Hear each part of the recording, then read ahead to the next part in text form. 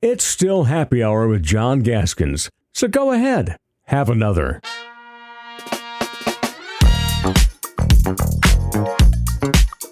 Let's get a glimpse inside the life of a mid-major head basketball coach. He is Eric Peterson, fifth year at the University of South Dakota. He is heading into his fifth year, and of course, year 3, 19 wins.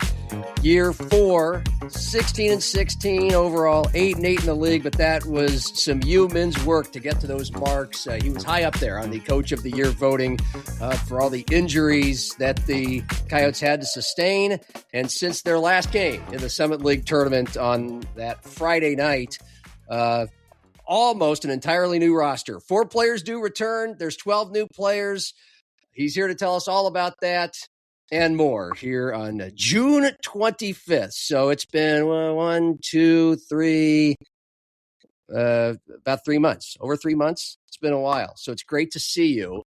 Have you had a chance at all to take a vacation or kick back and relax? Or has it just been pedal to the metal? Not yet, but over the 4th of July, I do plan to get away for a couple of days. We're going to give our guys a small break. And then we try to take one family vacation a year, and we're taking one this year to Myrtle Beach, South Carolina. My wife went to school in South Carolina. She played at USD Upstate for volleyball. So we do plan to get away a little bit, but it's been a busy spring. You know, you're trying to replace guys on your roster. The portal's been a little bit crazy. And then, you know, every spring you have some turnover with staff as well. So, you know, try to find 2 assistants. And so it's been busy. You know, like I said, we signed our last kid on a Saturday and we started practice on Monday. So it's just kind of one week ran into the next. And sometimes it's like, hey, what day is it right now? Where are we at? Yeah. It's been really, really busy. Yeah. Well, besides busy, how would you explain what it's like to go through the emotions and just the whirlwind? You're not alone. I mean, North Dakota State wins the league tournament, loses most of its roster.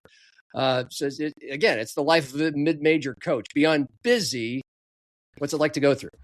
Yeah, I think it's becoming the norm, you know, and I think each year you lose more and more.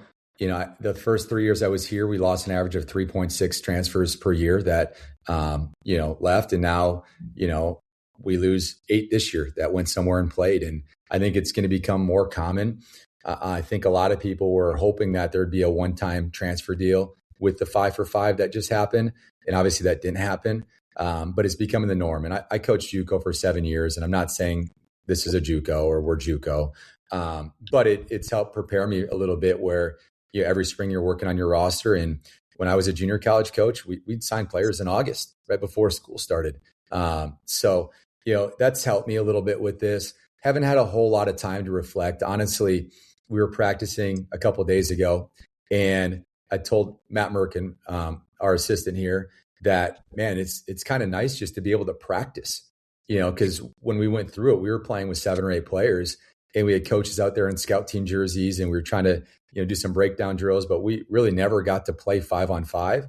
And that's the first time I really had time to step back and be like, man, like what we just went through was pretty wild, a huge anomaly. But now it's full steam ahead. We got 16 guys.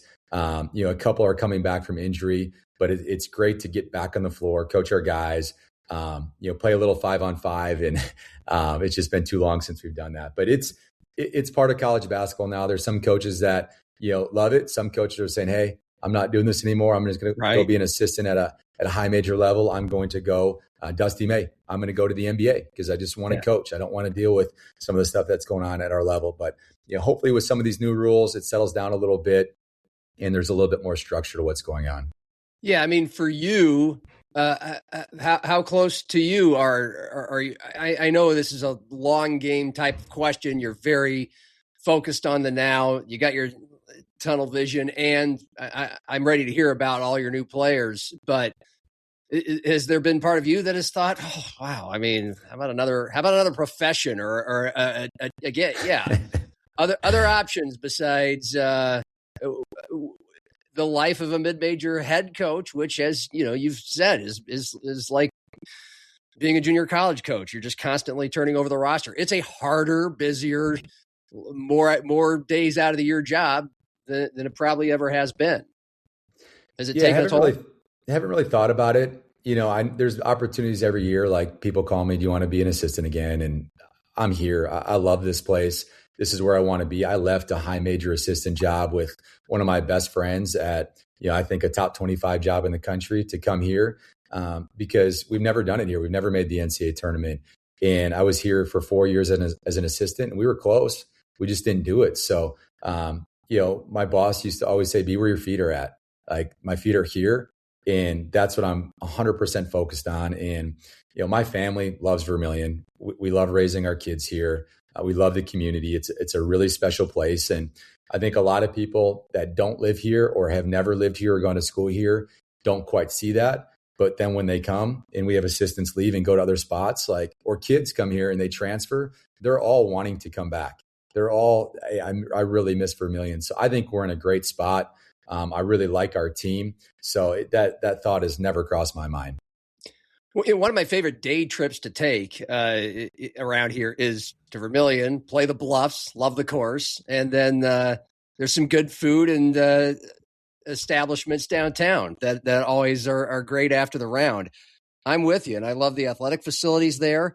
And, you're saying the same things that Carrie Amy says. And of course, your boss, Jon Schemmel says, and even Robert Wagner before he was no longer the softball coach, and Shannon Pivovar, who replaced him, that they all say that about Vermilion. You're entering the final year of your contract. And what was your reaction when you found out it was not being extended beyond this season? Well, I think that's partially true. I mean, there obviously is a chance next year that we meet again and things go as planned, as I plan. So I think, a lot of people just took it as, hey, I'm not coming back. And that's not true. Our AD and I have a great relationship. Our kids play baseball together. I've taken his son fishing with me. I think that's the missing piece. We talk weekly. And I would say we both want the same thing. There's not a different mindset of what we want. We both want to win and we both want to cut the nets down in Sioux Falls. And then other than a hiccup last year with the injury piece, I think we've seen growth in our program every single year. We finished fourth with 7 to 8 players this season.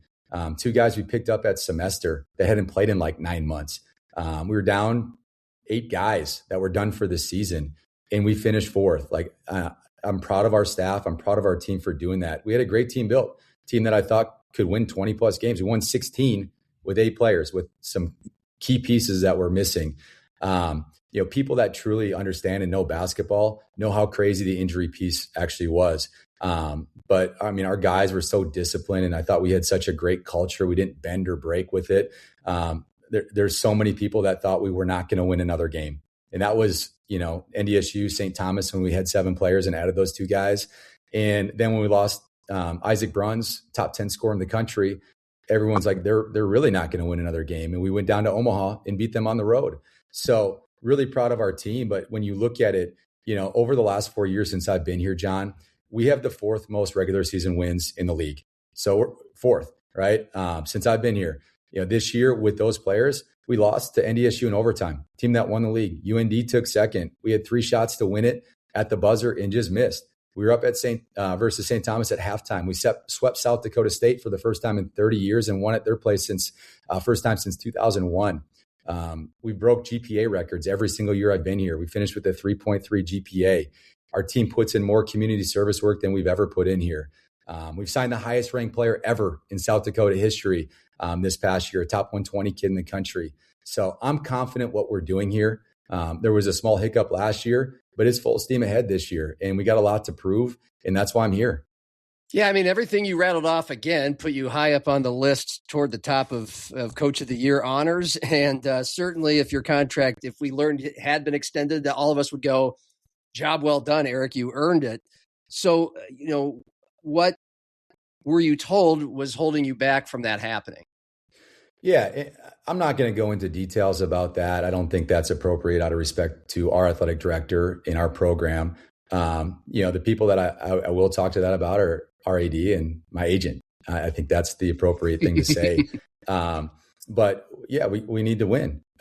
Did we do it at the level I thought we could have this year? No. Were there some crazy factors that played into that? Absolutely. But like I said, I thought we had a really, really good team built, and we still probably overachieved based on what our roster looked like. So I know the expectations here. You take a Division I college basketball job, you're expected to win. And that is our goal 100%. And it's never changed since I've been here. So, you always get into it knowing that there's a risk that, it could not work out. And, I was willing to take that risk because I love this place. And I truly believe that we can do it here. Last one along these lines then would just be, of course, the goal is to cut down the nets, be the first team that does that in Sioux Falls at USD, reach the big dance. But have you been told what it would take to keep you going at USD after this season? No, we haven't talked specifics about that. I just know we have to win more, and we have to, keep putting a really good product on the court. That's number one. And on top of that, we have great kids. Like I said, they go to class. We broke GPA records. We serve the community. On top of that, that's all great, but we have to continue to win. Yeah. I want to talk about putting together this team that you think can do that. But we'll retrace our steps. I mean, most Coyote fans who are keeping track step for step were aware of, again, something that's pretty common. Your best player, the league's leading scorer, Isaac Bruns, he goes to USC. That's the headliner of the departing portal class. Jordan Crawford to Missouri. That's a good land for him. And then it goes, on down the line with guys like Bunton and McIntosh. But, when a player's telling you they're jumping in the portal or considering it, what kinds of things do you tell him? Does it differ from player to player? Do you try to discourage? Do you try to help them land in the best possible spot? How does that work? Yeah, I think every coach does it differently. With me, I always think there's a chance that they do come back. Now, it might be where, player gets in there and thinks they do have a chance to come back, and we take two kids at his position, and then there's no chance. So, when they tell me that, my biggest thing is find the right fit. If they're successful here, that means they did find the right fit and they did pick the right style of play. And some of these kids too, they transfer down as well. And I think what you've seen, John, is, the very good ones that score a lot of points, that produce, they go up. The kids that don't play a whole lot go down. And then you kind of keep that middle ground. And if you can keep that middle ground every year, I think you're in good shape. And we sort of kept the middle ground with our team. But, find the right fit. This is a small coaching world. I mean, you typically know every coach around the country. You know their style of play. Are they allowed to ask me questions? Absolutely. But, once they go in the portal, it's like, we appreciate what you did at USD, but now we have to focus on our team. We have to build our team. You can't be taking a ton of time to help somebody that doesn't want to be there anymore. So we're always supportive. We always listen. We always meet. And at the end of the day, yeah, we appreciate what you did, but you're moving on. We have to move on as well. And right. We have a great product here. Yeah. And, you had this happen, of course, the year before. The two leading scorers you had, Chase Forte, Dre Bullock, big part of that 19-win team. And Chase went to Boston College. They went 11-20, and Dre goes to Hawaii. They both got paid, obviously, very, very, very well. These were two guys you really liked. We kind of talked about this last year after they had left. What can you tell us? I mean, those are two examples. What can you tell us about the experiences they had at their new level, and how often do you keep in touch with them? And then how do you use that information when you're talking to or trying to help players like Isaac and Jordan move on? You know what I'm saying? Yeah, no, I know what you're saying. I stay in touch with all of our players. Most of them, I try to reach out on their birthday. Throughout the season, you can send a text like, you watch them play on TV, great job, whatever. So we do stay in touch. Both those guys have been in touch with me after their seasons because they want to be pros. And, do have some connections to help guys, find the right agent and find the right level to play professionally. So they have been in touch. I do not, sit in here and sell it to recruits. That's not what I'm about. I'm about our current players and what our program can help them do 10 years from now, not just 1 year from now. So I know some coaches do that. I don't do that. But, the best part for some of these guys is like they played with each other. So they can call them directly and say, tell me about your experience. I don't relay information back and forth. Once guys leave, I'm super focused on the current guys. And if they want to reach out to those former players, absolutely. But again, it just comes down to finding the right fit and what they want. And, if they say, I want this and I'm okay, coming off the bench and playing 10 minutes a game, then go for it. Dre went to a spot that he thought he could play a lot and they played in the NCAA tournament. So everybody's a little bit different, but, there's too much going on right now, John, where you're trying to, we brought in 12 players. Like I'm entirely focused on our team. And that's where my attention needs to be to give our program the best chance to win. So it would be safe to say, though, that some of the guys have great experiences. I assume being a part of an NCAA tournament team is an awesome experience. And being on an 11 and 20 team like Boston College, both of these guys, have 10 or 12 points. They did play. They did get to contribute. But you have more personal experience than most of us who can say, sometimes it's going to work for you. Sometimes the grass is greener and sometimes it's not, I would guess. Yeah. And it's what you want. Do you want more money to maybe have a different role, or the team is maybe not very good? Or do you want to take less to, play for a team that you think could be the best team in the league? And it's always about what's important to you. And that's the question I always ask in the recruiting process as well. What are the three things that are most important to you in this process? And then I know from a student athlete that's considering the University of South Dakota, if we're a good fit or not. And I'm sure it's the same way at other levels. And I'm sure the kids are going through that in their mind too. What's important to me? And then, you can't have everything unless you're a 5-star, unless you're the top transfer you can't have everything. There's no way you're going to get that. But, if three things are important to you and you can get two of those, then maybe that's the right fit. So there's kids that make mistakes all the time. There's kids that have been in the portal that have asked to come back, John, and we've already filled their spot. And coach, I made a mistake. There's kids that have left and gone to other schools and said, man, I wish I would have stayed. Like, I made a huge mistake, coach. Is there any chance I can come back? You hear that all the time. That's happened to us. But they're grown men and they need to make decisions for themselves. And most of them do. So, I can't be mad at them for making that decision. Coaches can move all the time. You see coaches moving every single day. Coaches are leaving in June. So to be mad at somebody for that would be silly. You try to support them the best way you can, but going back, you try to just, put as much time into your team as possible, because that's what's really important as a college basketball coach. Yeah, it sounds like a gamble. Some players try to come crawling back. That's interesting. But you basically started, you have 4 players returning, and these are some contributors. Doetzler and Bucelis and Kaiser. So that's I want to emphasize that. But yeah, otherwise you hit the ground running and you have to replace I guess 3/4 of your team, basically 12 new players. So just kind of start from square one. What was your strategy? What was most, and who was most important to you first? How do you put together this new roster from square one? Yeah, it started last summer when you're recruiting high school kids. I think it's really important.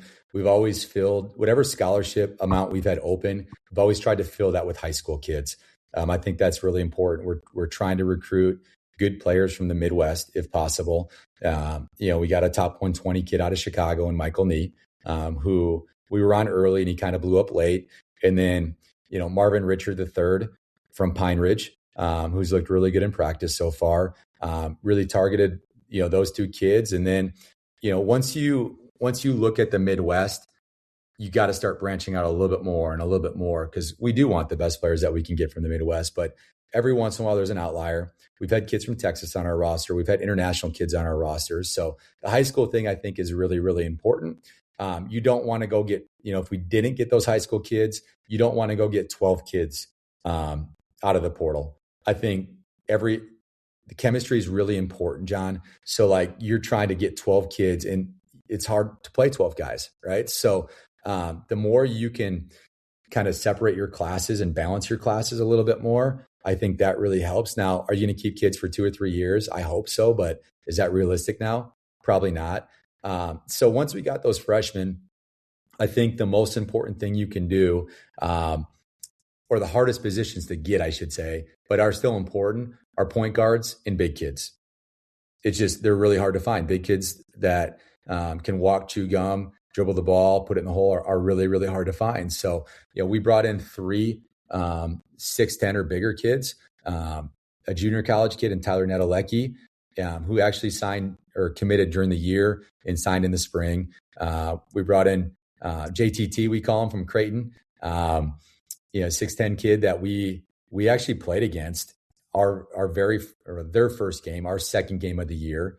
And I got to watch him play in 2 exhibition games because we agreed to exchange the exhibition film. So not everybody got to see that around the country, but he played in our game, and that was the only game he played in. He broke his foot. But he played Cam Fens very, very well. Cam could not score against him. And so when he came on the market, I was like, absolutely, we need to go after that dude. He moves well. He's an unbelievable defender. He scored a little bit around the rim. Just saw tremendous upside in him. And then the other big we brought in was Steph Van Bussel, who I watched overseas when I first got the job here. Didn't get him. Went to St. Louis. Ended up at Duquesne. And some of these guys just are not okay being backups. They want to play more. And our level provides that. And then finding some point guards. Cade Kelderman from Iowa State was their backup point guard last year. This year was probably expected to be their backup point guard, but they had a really good freshman that kind of took off. And same thing, Cade just wanted to go somewhere that he could consistently get on the floor. Cade is tough. He's physical. He can really share the ball. He's been one of our best defenders in the first 2 weeks. So those 2 spots were really important. And then about a week ago, we picked up Kaius from Pacific, who is from Lithuania. Obviously, we have Vince Buzelis on our roster from Lithuania, huge family name in Lithuania, with his brother Matas playing in the NBA. So there's a natural connection there. He had 100 assists last year as a backup at Pacific. That's a crazy number. And we knew we needed a guy like that on our roster. And he's been really sharing the ball and running our team the first couple of weeks. So those 2 spots, really, really important. And then on top of that, we're just trying to find the best players that you can get with the resources you have. Everybody talks about resource. My thing is be resourceful with the resources that you have. Just be resourceful.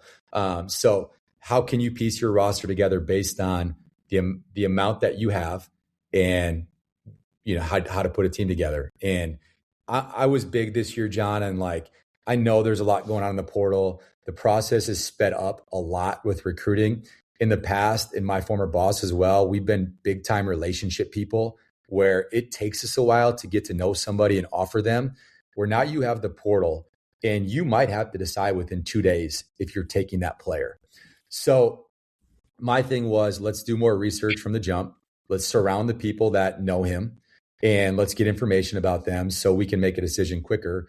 But going back to what I was saying is, I didn't want to recruit anybody that wasn't just an elite human being. And I think top to bottom on our roster, we have elite people and they work their tails off. I grew up on a farm in Wisconsin, and that's all I know is hard work. You got to show up and work every single day to get what you want. So those are 100% the type of people I wanted to surround myself with this year, because I think it's a really important year for our program. And, I'm really happy with our roster. So I don't know if there's an exact science or an exact recipe to do it. I wanted elite people, guys that care about school, guys that are going to play really hard. Certain guys on our team, you could go through the list, and I tell people, you talk to Cade Kelderman, you are, no matter if you're happy, you're sad, whatever, you could be ecstatic. You could have just won the lottery.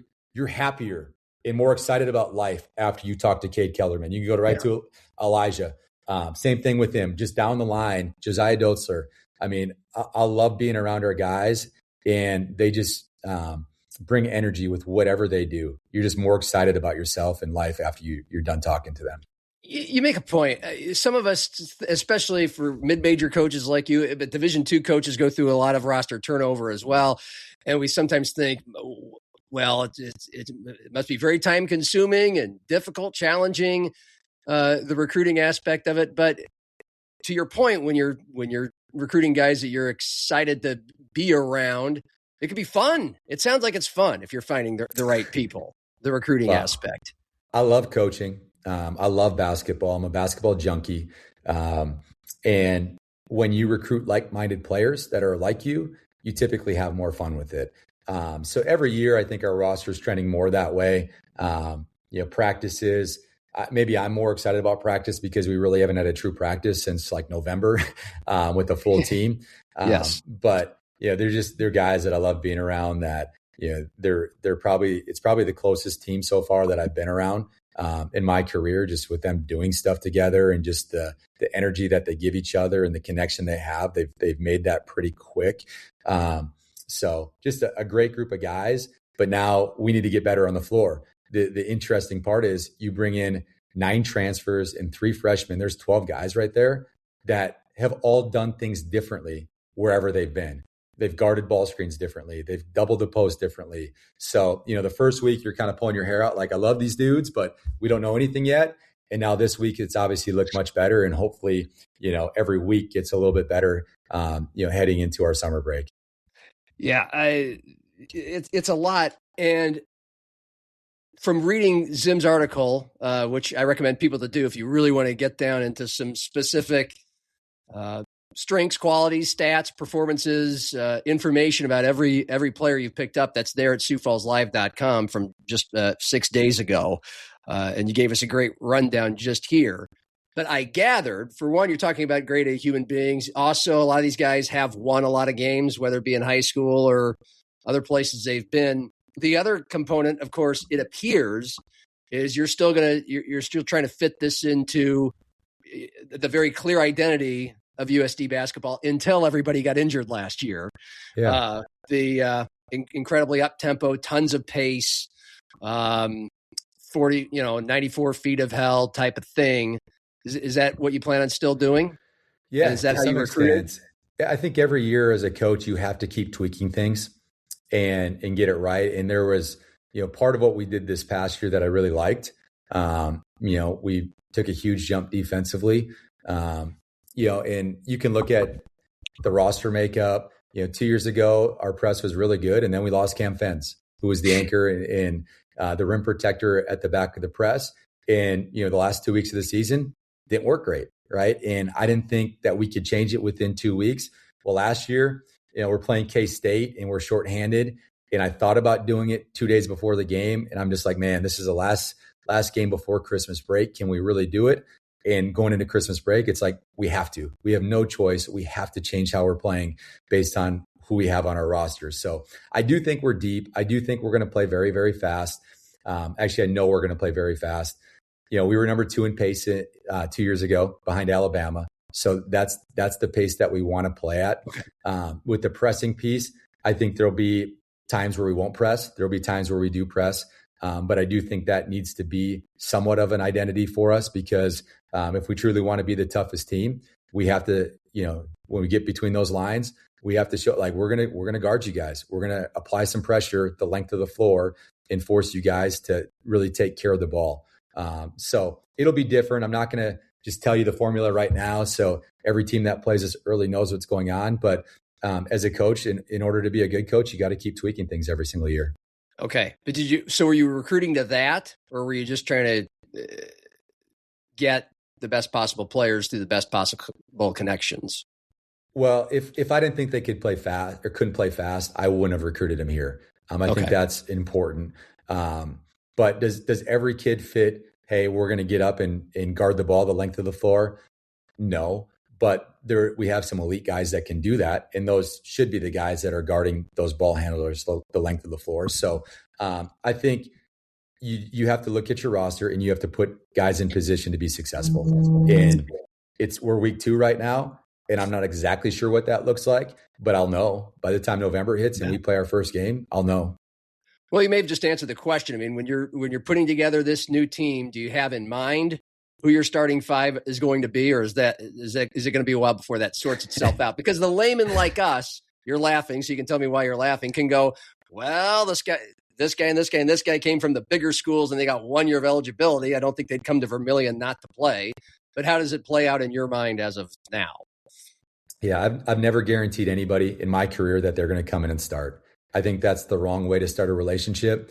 Like I said, I'm all about hard work, and the guys that earn it, everybody on the team knows that they've earned it, and there's no questions asked about it. We've never had somebody come in like, well, I should be starting. No, they know.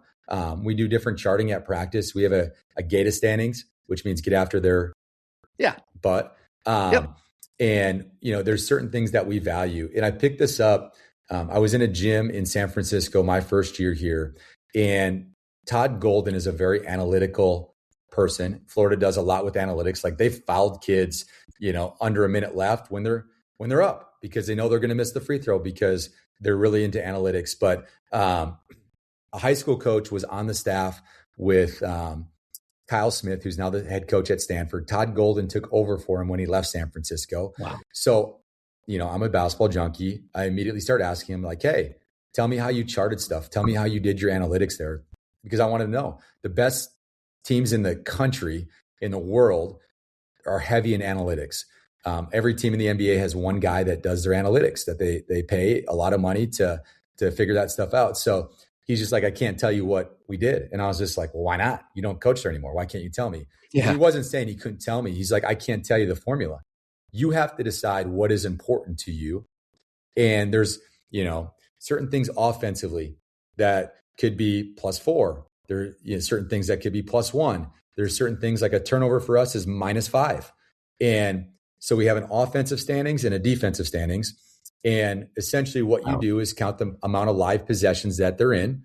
And then you take their score, you divide it out, and you get a number. And hopefully you're above 0, right? Hopefully you're closer to 1 if possible, or higher than that. But that's not always the case.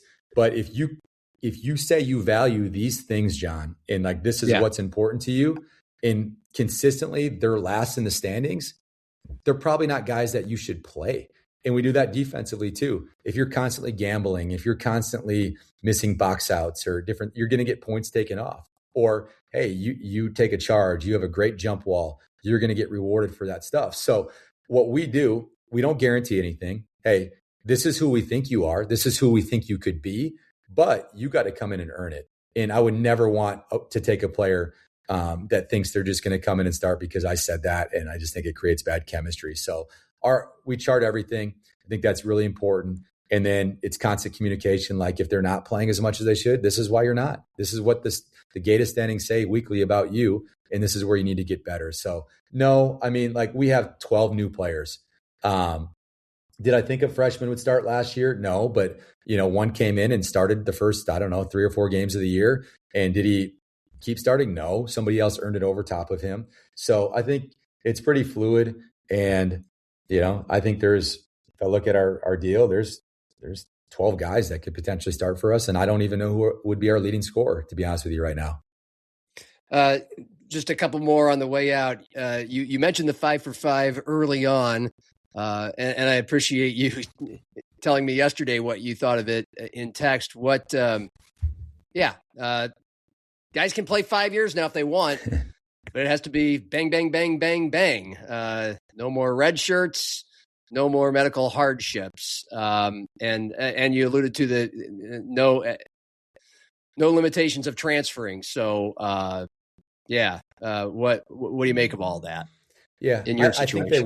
I think they will play 5 years now. There's very rare occasions. Maybe they get some bad advice. Like, there was a guy in the draft last night that probably could have got $5+ million if he would have stayed in college, but he decided to go, and he's not going to make that in the NBA. So I think more people are going to see that. The one thing I wish with that, Jon, is I wish if you declared for the draft and you didn't get drafted, I wish you could come back to college.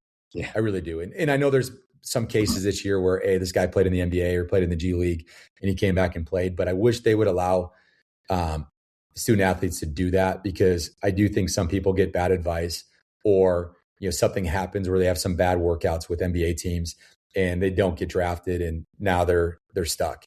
So that's one thing I wish they could change. But going back to the 5 for 5, I really like it. I think it provides more structure. I think it's more black and white. There's no waivers, like period. They're doing this. There were exceptions being allowed. There were special cases, but it was a very impartial process. And obviously they're doing it to try to get rid of the lawsuits with it. I feel like right now it's like COVID 2.0, where all of a sudden there's another class that know they get an extra year. And it's the fall of 2023 guys that will get that extra year. So it's going to feel a little bit like that with the portal. But it fits academics more. It makes a master's degree or even graduating more attainable.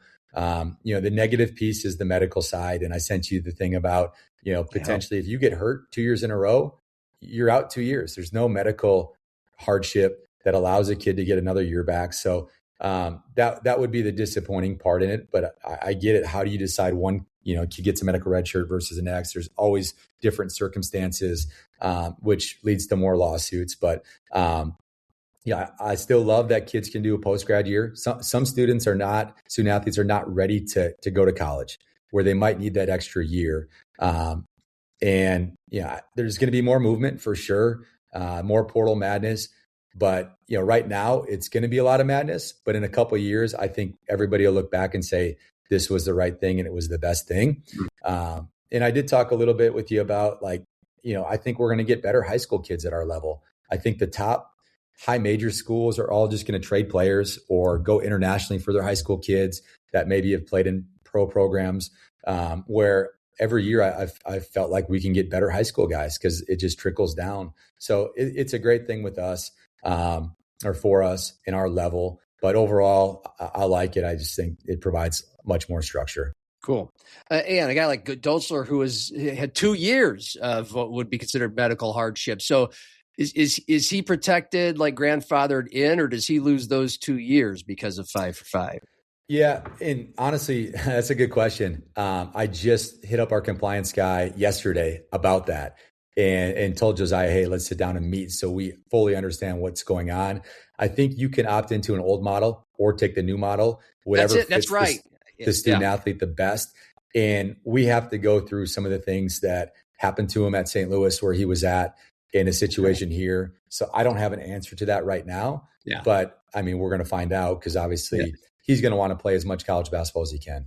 Yeah. I mean, that's what I recall you can work it to your advantage. It sounds like for now, for these guys that are in limbo and just kind of there while this whole thing gets passed. And by speaking of compliance, your boss, Jon Schemmel, I think is pretty thrilled about less compliance work and paperwork for the athletics staff to do, and that probably would include you as well. You have less paperwork to worry about, I'm guessing, or at least dealing with kids about that. There's paperwork for us, but honestly, you always question like how can the NCAA keep up with all these waivers, and then they're going to court with stuff. So I just think, like I said, it's black and white.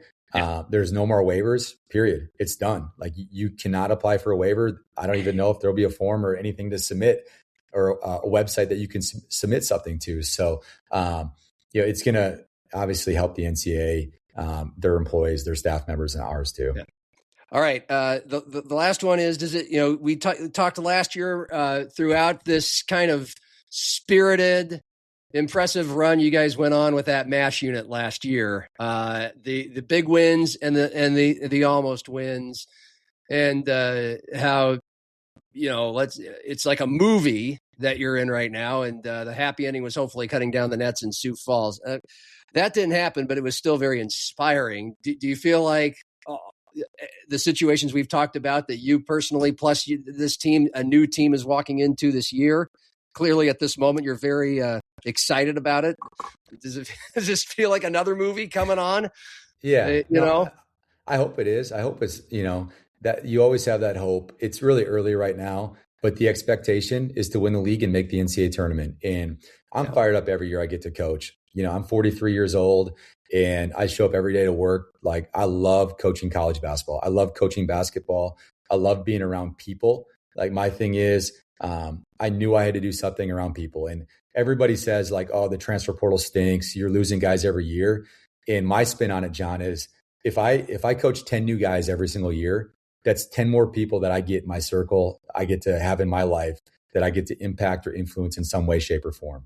And that's a positive to me. Like, that is awesome that I get to be around those people on a daily basis. I get to see young men get married, have kids, go through life, mature, get great jobs, get promotions. All that stuff's really important to me. So I'm fired up every single day that I show up to work. I love this place. This is my dream job. I wouldn't want it any other way. And so when I get to put the whistle on and walk in between the lines at practice, it's fun, it's exciting, but the expectation is let's cut down the nets. There's a reason why we're all here, and we're all here for the same reason. It's going to be fun to watch. And those in my profession are supposed to not root for guys in your profession, nor against you, at least publicly. But it's going to be awfully hard to not be happy for you if this all goes well. So good luck and congratulations on all that's happened in the last few months. And by the way, for those non-Coyote fans listening in, we're hoping for the same for the other PD up north here. So it's good for us to see good basketball around here. So we all hope it happens. So appreciate you telling us all about it today. Thanks for having me on. As always, go Yotes. All right. Stay right there. He's Eric Peterson, USD basketball coach, for video producer Cordell Wright. I'm Jon Gaskins. Happy hour and cheers.